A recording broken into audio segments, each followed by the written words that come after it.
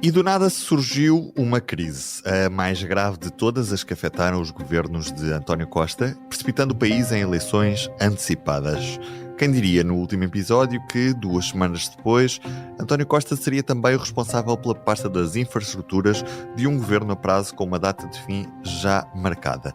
O país volta a escolher um novo rumo, ou a continuidade, mas com caras novas. Para já, Portugal entra em contrarrelógio, o processo orçamental vai até ao fim, e o lançamento dos concursos para a primeira fase da alta velocidade. Como será? Porto Sor haverá? Não haverá? E o que acontecerá depois com Porto Vigo e Sor Carregado? Com o Natal à porta, a CP pede comboios novos no Sapatinho e que a IP não se atrase mais com as obras. Portugal precisa. Também as eleições criam pressa de fazer acontecer, mas é certo que a necessária clarificação eleitoral dos portugueses não deve passar à margem do debate. Que mobilidade queremos ter no final desta década? Eu sou o Ruben Martins e este é o Sobre Carris. Comigo hoje, como sempre, Carlos Cipriano e Diogo Ferreira Nunes. Viva! Olá, olá. Olá, viva! Hoje, bem, como disse aqui na introdução deste episódio, temos um programa recheado de novidades, já que quando gravámos da última vez o país estava aparentemente num cenário de estabilidade política, ainda estávamos com um cenário muito aberto sobre o futuro da alta velocidade, mas parece que o calendário se acelerou. E Diogo, acelerou-se ao ponto de, aparentemente em janeiro, termos já os primeiros concursos da alta velocidade para o troço Porto Sor. E o que é que acontecerá depois com os outros troços? Vamos ver. O que nós sabemos é que dia 15 de janeiro, logo a começar o ano novo, vai ser publicado o concurso público para a construção dos primeiros 71 km da linha entre Lisboa e o Porto. É o troço entre Porto, Campanhã e Sor. Como se já sabia mais ou menos, isto é uma parceria público-privada, é um concurso para uma concessão da linha por 30 anos, em 2 fases. Os primeiros 5 anos são dedicados à concepção, projeto, construção e financiamento da nova linha, da infraestrutura, e os restantes 25 anos, quem ganha o concurso vai ficar responsável por manter a linha e por deixar a linha pronta para os comboios circular. E o que é que isto quer dizer? Que quem ganhar este concurso depois vai receber uma espécie de renda anual, uma recompensa por manter a linha disponível e em boas condições para lá circularem os comboios de alta velocidade. Agora, antes deste concurso ser posto em prática, dia 15 de janeiro, há aqui um detalhe que resulta de um pedido da Unidade Técnica de Apoio aos Projetos do Ministério das Finanças, que tem a ver com a questão de se fazer um último estudo de procura e oferta para o cenário em que a velocidade máxima da linha seja de 250 km por hora em vez de 300. E este estudo tem que estar pronto antes do final deste ano. E porquê é que este estudo acaba por ser importante? Porque vamos supor que a Comissão Europeia não financia a linha através do Connecting Europe Facility para o caso da linha ser só para passageiros. Vamos supor este cenário, mas é possível que a linha funcione a 250 km por hora e aí já existam padrões para que circulem os comboios de mercadorias. É isto que este estudo vai analisar, porque isto obviamente mexe na procura e na oferta, porque em vez de se fazer na primeira fase o Porto-Lisboa em 2 horas, passam a ser 2 horas e 15, e quando a linha estiver totalmente completa, em vez de ser 1h15 para 1h30, o que pode mexer na competição do comboio, por exemplo, com o avião, que neste momento demora 1 hora ao voo, mas nós temos que estar 1 hora antes no aeroporto à partida, e entre a saída do avião e nós estarmos, por exemplo, no centro da cidade do Porto ou no centro da cidade de Lisboa, conforme o caso, também demora pelo menos meia hora. E isto tem influência na procura e na oferta. É um último estudo que é naturalmente necessário. Vamos ver qual é a reação da Comissão Europeia a estas contas, sendo que a segunda parte do troço entre Porto e Sor, que é entre Oiã e Sor, também já tem a avaliação ambiental aprovada. Portanto, também não deverá fugir muito deste dia 15 de janeiro para o lançamento do concurso público, que deverá ser nos mesmos moldes. Carlos, estes 250 km por hora são um mero proforma ou devemos levar a sério esta proposta, tendo em conta todos os efeitos que depois poderá ter, no que toca nomeadamente ao tempo de viagem, que será mais longo entre Lisboa e o Porto? Eu espero sinceramente que seja apenas um proforma, porque ficarei muito preocupado se fizerem um downgrade do projeto para os 250 km/h. Como disse o Diogo, é importante manter a linha em velocidade de projeto dos 300 km/h, é importante que Lisboa-Porto seja feito numa hora e um quarto, numa hora e 20, é importante que tenhamos uma alta velocidade pura e dura em Portugal, como acontece em Espanha, na França, na Alemanha e noutros países, e que não se comece agora a brincar, a tentar ver quanto é que se pode poupar aqui e acolá, e a baixar velocidades, e a fazer com que a ferrovia perca competitividade em relação à aviação. Portanto, eu espero que isso seja um mero proforma e que, de facto, os projetos avancem conforme está previsto para os 300 km/h. Pois, é que a questão é, obviamente que não devemos tornar os comboios menos competitivos, mas vamos supor que lá em Bruxelas dizem, olha, isto só para passageiros não dá, não vamos atribuir financiamento e neste caso Porto Sor ainda são 1.000 milhões de euros, só nesta primeira parte. Quer dizer, nós precisamos do dinheiro da Comissão Europeia para construir a linha, não há grande volta a dar. Eu não sei se nós vamos ficar como que encostados à parede e ter de acabar por aceitar a opção dos 250, permitindo que os comboios de mercadorias circulem depois do serviço de passageiros, nunca dentro do horário do serviço de passageiros. É só esse receio que eu tenho neste momento. Se bem que aí os custos de manutenção da nova linha disparariam e a competitividade da linha também ia ser gravemente afetada, não é? Portanto, pois, mas por isso é que é preciso estudar. Por isso é que é preciso estudar para termos a certeza, porque a escolha que nós fizermos é muito definitiva, não é uma escolha a 10 nem a 20 anos, pode ser a 50 ou até a 100. Basta pensar que a linha do Norte tem mais de 100 anos e que não teve mudanças assim. O percurso é praticamente o mesmo, só por dizer que em Espinho agora a linha é subterrânea e outras partes, mas o troço em si é mais ou menos o mesmo. Por isso é que as escolhas que nós fizemos agora são de décadas, se não mesmo de um século. Dizes bem, Diogo, as escolhas que fizermos agora ou as escolhas que nos vão impingir? Porque um dos motivos pelos quais se decidiu fazer uma linha de alta velocidade foi exatamente para libertar a linha do Norte para o tráfego regional, suburbano, intrarregional e de mercadorias. Então, e agora vamos ter que ser obrigados a pôr mercadorias na nova linha Lisboa-Porto? Quer dizer, e os operadores de mercadorias desejam isso, anseiam por isso, ou só querem ter canais libertos na linha do Norte, coisa que não têm tido até agora? Portanto, enfim, isto são apenas conjecturas, vamos ver o que é que isto vai dar. Especificamente em relação à parte política, Carlos, eu gostava de saber a tua opinião sobre a forma como este processo foi gerido. Até que ponto é que a queda deste governo não veio precipitar um bocadinho toda a situação em torno da ferrovia? Há uma pressa, sabemos, muito grande da CP com o concurso de compra de novos comboios. Há também uma pressa da IP, especificamente nestes concursos de alta velocidade. Não sabemos que governo é que vem a seguir, se quer ou não continuar com este processo. Isto acelerou tudo, foi isso, Carlos? Sim, estávamos numa mudorra, aquilo que já estávamos habituados, que é o Ferrovia 2020 a andar devagar e devagarinho, a IP a atrasar-se e de repente a crise política explotou aqui alguma pressa, alguma pressão sobre os projetos. Mas deixa-me dizer-te o seguinte, quer dizer, de facto nós não esperávamos, há 15 dias atrás, que neste momento o Ministro das Infraestruturas fosse António Costa. Como era previsível, depois desta crise, Galamba demitiu-se, como era óbvio, e Frederico Francisco, que era até então um discreto secretário de Estado deste governo, e até com pouco peso político, de repente passa na prática a ser o Ministro das Infraestruturas, porque obviamente que António Costa tem muito mais que fazer e o que for decidido ao nível das infraestruturas vai ser Frederico Francisco, de facto, o conselheiro e, digamos, o co-decisor nestas matérias no gabinete do Primeiro-Ministro. E, portanto, temos um Frederico Francisco que é quase um Ministro das Infraestruturas e que, com o pouco tempo que lhe resta neste governo, fará tudo o que puder para pôr os dossiês a andar, para fechar dossiês e para acelerar estes processos. Portanto, tu tens razão, Ruben, quando dizes que a crise veio criar pressão para que isto avance. Provavelmente seria necessário fazer mais alguns estudos nestes projetos, haveria algumas indecisões que deveriam ser ultrapassadas, mas neste momento a ordem é vamos acelerar tudo, vamos resolver tudo, porque não se sabe o que é que se segue a partir do dia 10 de março.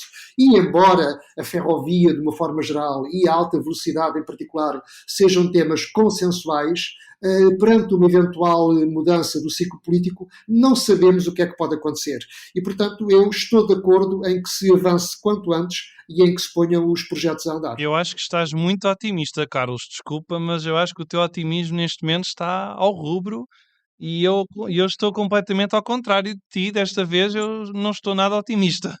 Acho que vai ficar mais ou menos tudo como está. Não vai haver nenhuma aceleração de projetos.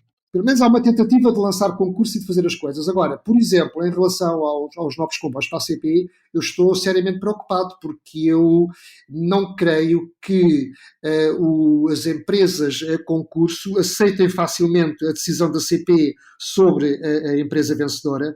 Penso que vai haver litigância nos tribunais e penso que provavelmente o concurso vai cair. Obviamente não pode ser a CP ou o Governo a tomar essa iniciativa, por muito mal amparado que esteja o caso, mas eu não estou muito otimista em relação a um bom desfecho desta compra dos 117 comboios.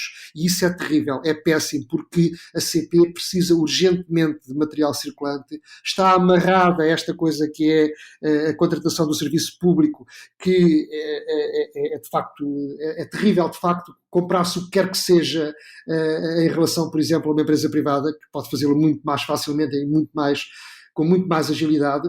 Mas o mais certo, na minha opinião, e eu espero estar enganado, mas o mais certo é este concurso dos 117 comboios não avançar e voltar tudo à estaca zero.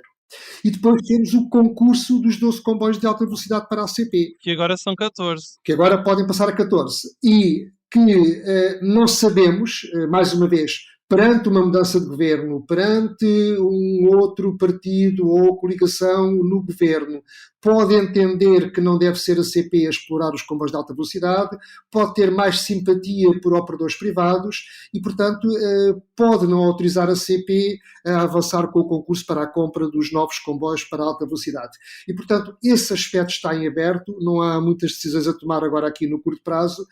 Duvido que até às eleições a CP avance com esse concurso, embora, na minha opinião, fosse desejável. Não tenho nada contra os privados, como costumo dizer, gosto de ver circular comboios de todas as cores, mas penso que o operador público deve ter músculo suficiente para ir para a alta velocidade e, nesse caso, o Estado deve permitir que compre comboios de alta velocidade para poder operar nas novas infraestruturas.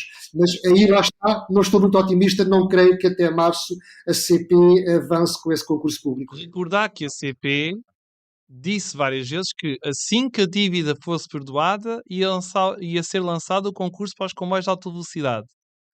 Estamos a ver, não é bem assim.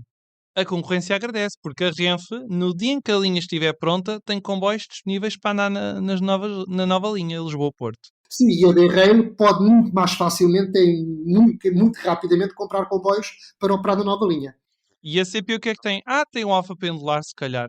Não deixa de ser engraçado que o próximo primeiro-ministro, seja ele qual for, vai ser um verdadeiro corta-fitas na área da ferrovia, uma vez que, dados os atrasos do Ferrovia 2020, há muitos projetos desse mesmo plano para inaugurar. Estamos a falar da Beira Alta, da eletrificação do Oeste, da eletrificação do Algarve, estamos a falar de muitos projetos em curso na ferrovia, as obras na linha do Norte, a linha Évora-Badajoz. Portanto, todos esses projetos serão inaugurados pelo novo primeiro-ministro, muito graças àquilo que é um atraso crónico das obras por parte da Infraestruturas de Portugal. Este governo merece-o, porque não conseguiu fazer as obras a tempo e horas. E, portanto, seja qual for o governo seguinte, não terá grande mérito em cortar as fitas.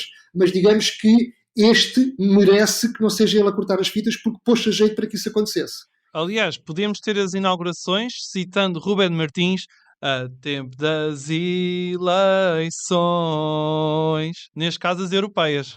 Muito obrigado por essa citação, Diogo.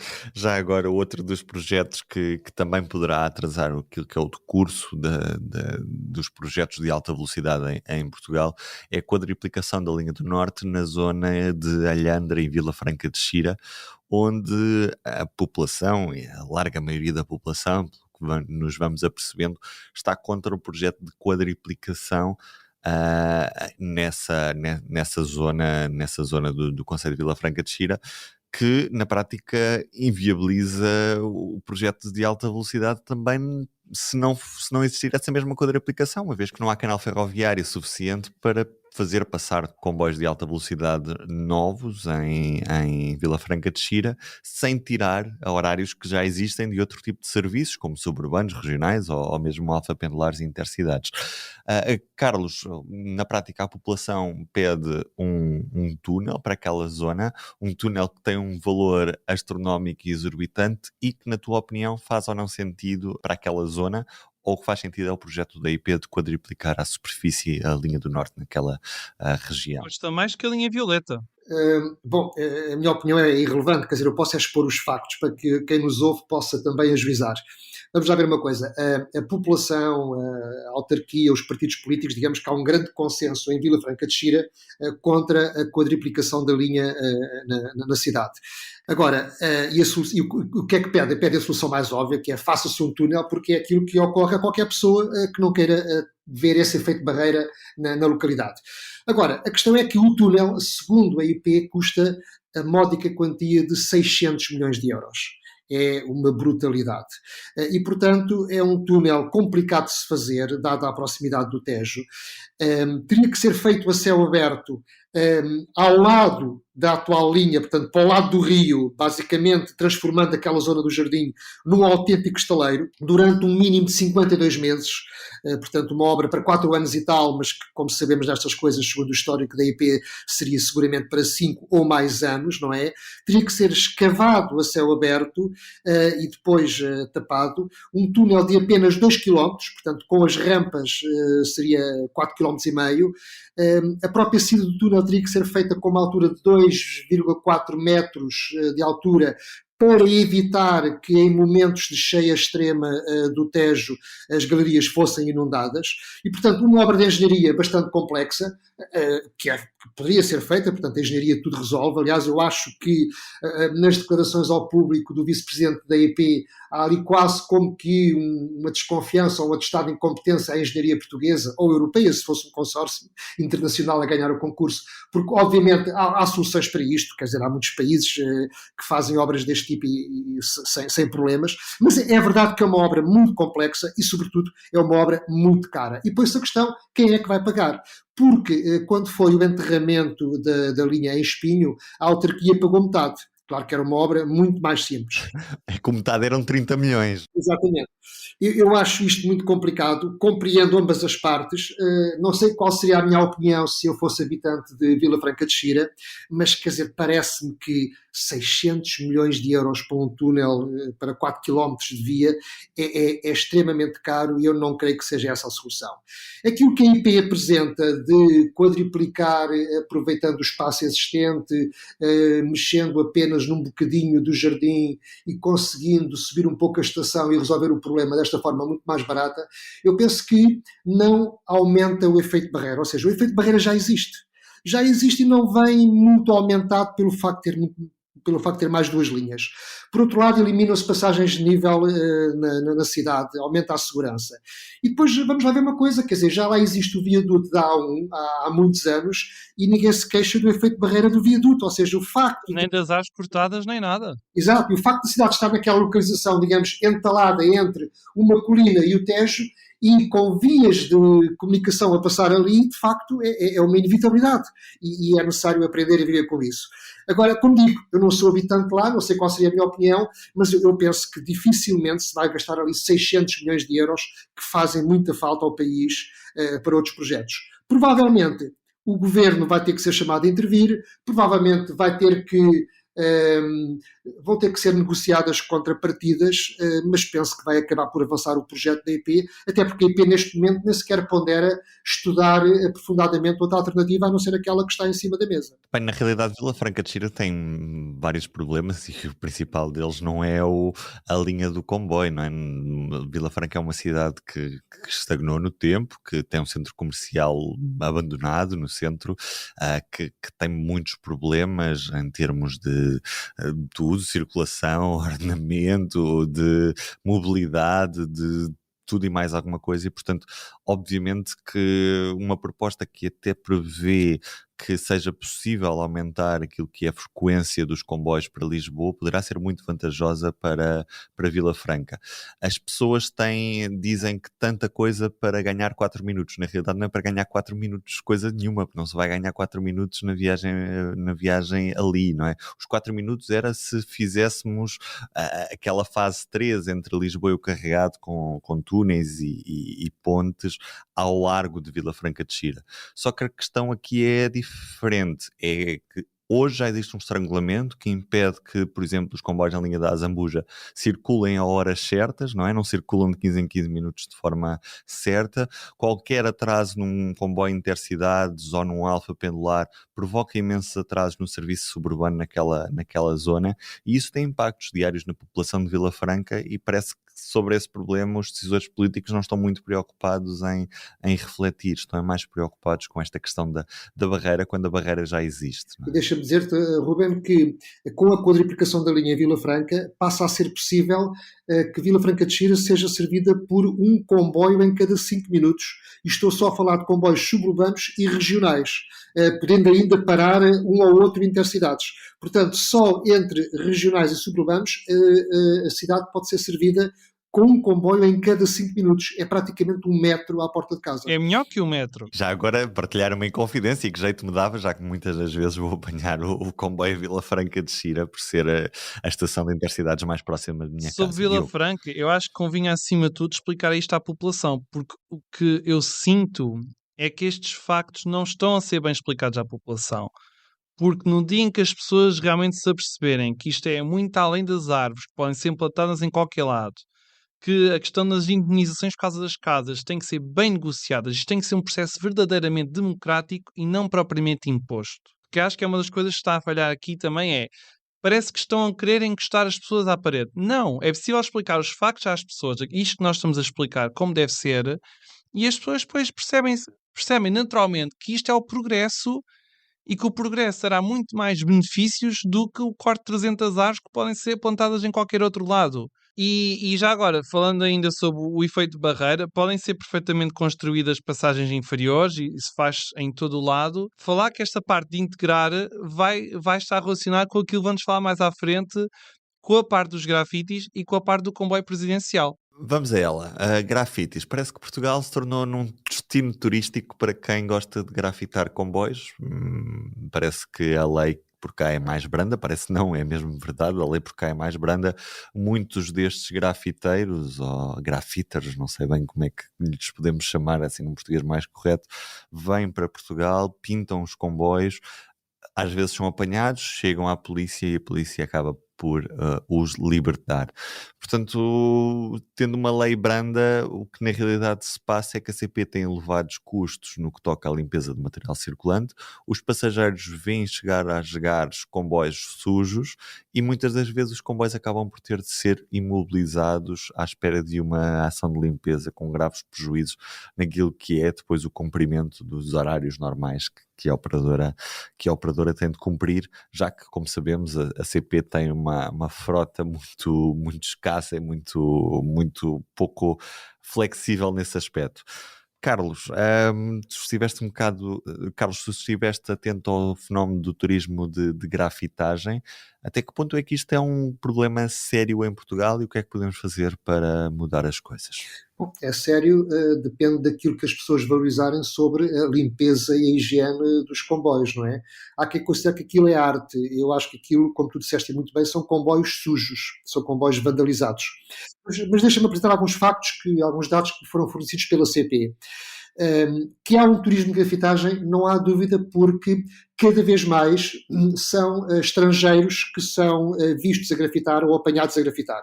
Portanto, cada vez há mais espanhóis, sobretudo espanhóis, mas também franceses, alemães e pessoas de outras nacionalidades que vêm grafitar para Portugal, porque em Portugal a lei é mais branda e se forem apanhados são identificados, ficam com termo de identidade de residência. Por vezes a CP tenta também acrescentar o crime de invasão de propriedade, mas seja como for, até agora as consequências têm sido muito poucas do ponto de vista legal e penal, porque a maior parte dos grafiters são mandados para casa em paz, quanto muito há uma ou outra multa, mas por vezes nem sequer há multas. E, portanto, isso permite, digamos, abrir as fronteiras para que quem gosta de pintar o venha fazer a Portugal. Aliás, há lojas que vendem latas de tinta com comboios pintados no rótulo, portanto, mesmo a dar a indicação de que aquilo se destina a pintar material circulante, seja comboios, metro ou elétricos. Dizer-vos que em Portugal, este ano, nos primeiros 10 meses, foi grafitada uma área correspondente a 7 campos de futebol. E isso custou à CP em 10 meses 320 mil euros, esperando-se que chegue ao fim do ano e que a CP, ou seja, com os nossos impostos, sejam pagos 400 mil euros só para limpar os grafites das automotoras, das carruagens, das locomotivas. Dizer também que esta área que foi grafitada corresponde a 2,5 vezes a frota da CP, portanto acaba-se de limpar e os comboios aparecem novamente grafitados. Em relação ao material que é imobilizado, ou seja, o número de horas de imobilização dos comboios, não para manutenção, mas só para limpeza, a CP, que em 2021 totalizava 2.900 horas para limpar grafites com o material parado, este ano, ainda o ano não acabou e já vai em 4.800 horas. Portanto, se somarmos aos 320 mil euros, ou aos 400 mil no fim do ano, que se esperam gastar para limpar os grafites, ainda o tempo da imobilização do material, de facto, isto tem custos para o país, tem custos para todos nós. E se por um lado, por vezes, são alguns miúdos inocentes que gostam da adrenalina de vir pintar e de fazer atividades clandestinas, os comboios, pintar os comboios clandestinamente, por vezes estamos também perante gangues organizados e que são violentos. Foi-me descrito pela CP situações em que há aqui operações planeadas, muito bem planeadas, em que os grafiteiros vêm com os passamontanhas, saltam as vedações, há gente que fica a vigiar, por vezes são agressivos para com os vigilantes dos parques de material, já tem havido polícias e vigilantes que têm ido parar ao hospital e, portanto, estamos aqui perante um problema que tem que ser resolvido.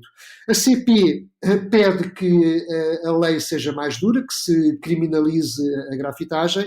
Eu penso que isso pode ser uma das vias, mas não só. Ou seja, também é necessário que haja um diálogo com algum destes supostos artistas. No caso, até há mesmo alguns que são artistas. É o caso de Brodal 2, que é uma pessoa por quem tem algum apreço pelas obras que tem feito e que, no entanto, também não resistiu à tentação de vir vandalizar comboios, porque também foi apanhado a grafitar comboios. Portanto, eu penso que tem que haver também aqui algum diálogo com algumas pessoas ligadas a esta subcultura. Eu penso que é possível, neste diálogo, eventualmente que se possam pintar alguns comboios de forma legal para mostrar arte às pessoas, arte em movimento às pessoas, e de facto os comboios são um excelente meio para permitir fluir dessa arte, mas isso tem que ser feito de forma legal, acomodada, negociada e não através daquilo que está a acontecer neste momento, que é vandalismo puro e duro. A questão é, também depende da maneira como se protegem os comboios, porque eu não vejo comboios a Fairtags grafitados, eu não estou a ver locomotivas na Medway grafitadas, eu não vejo locomotivas a Takar Captrain grafitadas. Pelo menos eu não conheço. Diogo, de facto há aqui uma grande diferença entre uma empresa como a Fairtags e a CP, por exemplo. Enquanto a Fairtags pode permitir-se ao luxo de recolher o seu material circulante todo ao Parque de Coina durante a noite e ter-o ali vigiado, a CP tem material circulante espalhado desde Valença do Minho até Vila Real de Santo António e, portanto, não consegue manter todo o seu parque de material fechado e vigiado em todo o país. Quer dizer, são coisas completamente diferentes. Mesmo a Medway e a Takar, o Captrain? A Medway tem uma frota incomparavelmente mais pequena do que a CP. Quer dizer, nenhuma das outras empresas é comparável à extensão em que a CP opera e à quantidade de material circulante que tem. Mas estavas há pouco a falar na colaboração. Lembrar que a Medway, há 2 anos, decorou uma locomotiva em parceria com a artista Corella Defner e já tem outra locomotiva também pintada por um artista. E a Medway, a partir disto, até fez concursos de fotografias, andou a mostrar a locomotiva em vários locais. Esta parte de integrar, não é? Porque não é bem aquela questão de se não os podes vencer, junta-te a eles. Mas se calhar se houver uma maior integração entre a CP, se houver um maior diálogo entre a CP e estes artistas urbanos, se calhar a tentação para grafitar os comboios por si só vai diminuir bastante, porque muitas vezes quando há diálogo, quando se conversa, as coisas são muito mais frutíferas e há muito mais benefícios. Portanto, acho que fica aqui uma sugestão, uma ideia para a CP, que está bem que é preciso apostar na parte legislativa, e já há 3 anos se falava nisso, Carlos, há um artigo teu de há 3 anos que falava precisamente nisso, mas pelos vistos não tem sido grande prioridade, porque nada aconteceu. Isto tem custos muito elevados. A percepção que as pessoas têm é apenas visual. Olha, ali um comboio sujo, vandalizado, mas de facto isto tem custos muito importantes. E daí, de facto, a importância, por um lado, de um bocadinho de repressão, entre aspas, mas por outro lado, um bocadinho de abertura para que se possam pintar obras de arte bonitas, legalmente, e que possam circular sobre carris para que toda a gente possa fruir. Mas isso implica um diálogo que eu não sei se a CP tem capacidade para fazer, porque é necessário criar pontes com estes grupos de pessoas que pintam, com estas subculturas, e é preciso aqui criar pontos que eu não sei se a CP conseguiria fazê-lo. Para fechar o episódio de hoje, temos novidades no que toca ao comboio presidencial, que volta aos carris, desta vez pelas mãos da CP. Projeto que consistia em levar chefes a um comboio no Douro, onde as pessoas podiam comer uma refeição, apreciar aquela paisagem, passou desta vez para as mãos da CP, que apenas vai focar a sua atenção num único chefe. E pergunto, Carlos Cipriano, já que isto tem dado alguns problemas nos últimos dias, há uma troca entre o antigo promotor do comboio presidencial, o Gonçalo Castelo Branco, e a CP. Quem é que tem razão no meio desta história? Se o presidencial era uma ideia de Gonçalo Castelo Branco e a CP não a pode copiar, uma vez que está registada a marca, ou se isto é algo completamente diferente e que não choca com o registro de propriedade que o Gonçalo Castelo Branco tem deste tipo de comboio no Douro com chefes a bordo. O Gonçalo Castelo Branco contesta, não sem alguma razão, o modelo em que isto assentou, porque não foi feito nenhum concurso público para permitir a outros promotores poderem utilizar estes recursos que são públicos para um negócio que aparentemente é lucrativo. Ele, de facto, é o autor do projeto anterior, um projeto recheado de êxito, que foi inúmeras vezes premiado, um projeto de excelência, que neste momento está a ser feito pela CP. A CP, o que se exige à empresa é que o comboio chegue limpo e chegue a horas, mas também não me choca nada que tenha outros segmentos de mercado, outros nichos de mercado para explorar. A questão que se coloca aqui é a seguinte: o comboio presidencial é um comboio que não é da CP, é um comboio que é propriedade do Museu Nacional Ferroviário, que fez um acordo com a CP e com o chefe Chacal. Portanto, isto é um acordo tripartido, com riscos também partilhados e com uma chave de receitas de distribuição entre os três. Portanto, a Fundação porque cede o comboio, a CP porque o traciona, o explora, o põe a circular, e o chefe Chacal porque fica encarregue da parte da gastronomia. Bom, é um produto também que, na minha opinião, é condenado ao sucesso. Penso que isto, para já tem muitas reservas. Eu penso que vai esgotar as 20 viagens que estão previstas para a primavera e portanto, há um risco partilhado pelas três entidades e, de facto, depois poderá haver receitas também partilhadas entre eles e deverá certamente haver lucro. Agora, o que se pode questionar é porque é que isto foi feito assim entre os três e não houve um concurso público. Essa é que é a questão. Depois, há outro problema que é: isto é ou não é uma cópia de um projeto anterior? Bom, como disse o presidente da CP, comboios antigos com serviço de restaurão a bordo é uma coisa que existe em praticamente todo o mundo. Portanto, não é uma ideia genial haver um comboio antigo com refeições servidas a bordo. Agora, com este grau de requinte, enfim, já não é assim em todo o lado. Por outro lado, no projeto anterior, em cada fim de semana era um chefe diferente, aqui é o mesmo chefe durante todo o projeto. No anterior, parava-se na Quinta do Vesúvio, o comboio voltava para trás, neste, a viagem até ao Pocinho. Haverá também uma visita a uma quinta nas imediações do Pocinho. Portanto, há aqui algumas diferenças. Em desfavor do promotor anterior, há a questão das dívidas. Gonçalo Castelo Branco ficou a dever dinheiro à Fundação e à CP. mantém essas dívidas, penso que o caso vai para tribunal e isso fragiliza a sua posição. Portanto, não sei o que é que isto vai dar, mas, quer dizer, do ponto de vista estritamente ferroviário, eu saúdo que o comboio presidencial tenha voltado a sair do Museu de Entroncamento e que esteja novamente a circular, e ainda por cima, naquela paisagem maravilhosa que é o Vale do Douro e a Linha do Douro. Penso que isto será sempre um projeto ganhador porque mistura três coisas. Mistura um comboio que é muito bonito, o comboio presidencial é um dos comboios mais bonitos que eu conheço, eu já viajei em muitos, é de facto uma autêntica pérola, é um museu autêntico que circula, mistura depois a Linha do Douro e aquela paisagem fenomenal e mistura depois gastronomia de qualidade e vinhos. E, portanto, esta explosão, digamos assim, é claramente ganhadora e é um projeto condenado ao sucesso. Agora, penso que é necessário rever, de facto, a questão institucional, que é como é que estes recursos, sendo públicos, poderão ou não ter a participação de privados. Diogo, não sei se queres dar a tua opinião sobre este projeto. Eu só tenho uma questão, que é, houve diálogo? A CP falou antes com a entidade de Gonçalo Castelo Branco, a LOHAD, que é como se chama?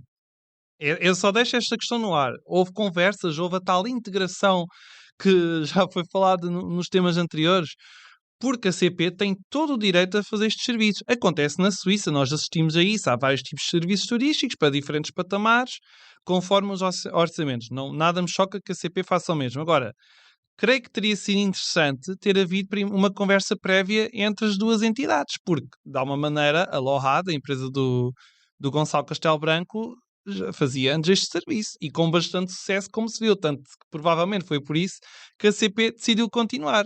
Agora, creio que será interessante nos próximos tempos se nos vierem dizer que a todos que de facto houve uma negociação, que as negociações eventualmente não correram bem, que a CP decidiu avançar por si só. Agora, que isto é um bom entretenimento nos tribunais, vai ser com certeza, e há advogados que também vão adorar estar a discutir esta questão, porque isto tem algum pano para mangas, dá para rentabilizar em mais do que uma refeição num comboio de 3 horas e tal entre o Porto e o Pocinho. E mais 3 horas e tal na volta. A questão que muitos ouvintes têm na cabeça neste momento, especialmente aqueles que não são tão atentos a estas questões, sim, custa 750 euros, portanto não é para qualquer carteira, mas é uma viagem que vale a pena, quer seja feita no Presidencial, quer seja feita no Mirador, quer seja... E no Miradouro custa 10 euros ida. Do Porto, por exemplo, até à Régua. A pessoa pode trazer a sua marmita, também pode ser devidamente requintada, não é? Portanto, dá para vários patamares, lá está. Nas camelas é que não compensa assim tanto. A CP tem serviço de cafetaria nos Intercidades e no Alfa Pendular. Portanto, tem como está, digamos, pré-definido que os comboios de longo curso têm serviço de bar, com exceção, infelizmente, dos Intercidades para Évora. Mas seria de perguntar porque é que os interregionais na linha do Douro, que são viagens de 3 horas para cada lado, não deveriam ter também um serviço de cafetaria. Grande parte, ou a maior parte dos passageiros desses comboios que circulam na linha do Douro, o fazem por motivos turísticos. E, portanto, faria todo o sentido que a concessão que a CP costuma ter com as empresas de restauração sobre carris fosse também estendido aos comboios interregionais da linha do Douro, porque se há viagens de comboio onde faz sentido haver um serviço de bar, é as viagens na linha do Douro. Eu aí até defendo que deviam ser entidades locais a promover isso, entidades da região do Douro. Não devia ser a concessionária do Serviço Intercidades e do Alfa. Deviam ser mesmo entidades diferentes para haver maior integração local. Só isto. Fica a sugestão, Diogo Ferreira Nunes, Carlos Cipriano, eu sou o Ruben Martins, este foi mais um Sobre Carris, estamos de regresso daqui a 2 semanas. Até lá, boas viagens. Boa viagem. O público fica no ouvido.